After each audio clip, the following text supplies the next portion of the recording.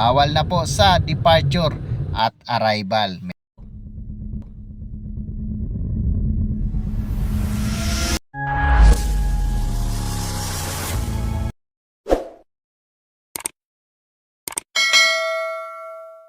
Magandang araw mga Lodi. Andito tayo ngayon sa Terminal 2 Domestic. So bali magsusundo kasi ako. At syempre ituturo ko na rin sa inyo mga Lods kung ano bang mga pagbabagong nagaganap dito, lalong lalo na sa mga MC Taxi, TNBS at mga shuttle service ng hotel.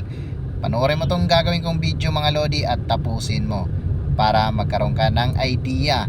Eto sa motorsiklo, unahin na natin mga Lodi. Bawal na po sa departure at arrival. Meron na diyang nakalagay na signage kung saan ka pwedeng maghatid at magsundo.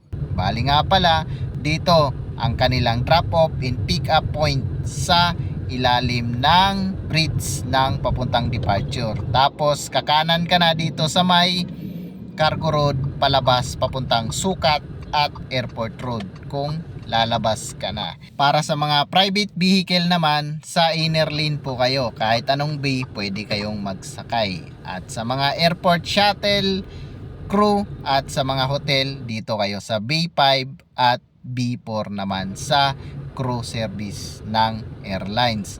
At sa mga TNBs naman mga Lodi, ang pasukan niyan dito malapit sa may C1. Makikita mo yung arrow ng signage sa may poste. Diyan ka papasok at ang loading area niyan ay C1, 2, and 3. Malapit siya sa exit ng Philippine Airline Arrival. At sa mga naghahanap naman ng airport shuttle bus transfer, bandang dulo sila, yung kulay blue na yan. At dito mo rin matatagpuan ang yellow cab taxi. Metered po yan. Sana mga Lodi, nagustuhan mo tong ginawa kong video at wag mo pong kalimutang i-like and i-share para marami pang makapanood. Maraming salamat at mag-iingat ka po lagi mga Lodi. God bless you all. Bye bye.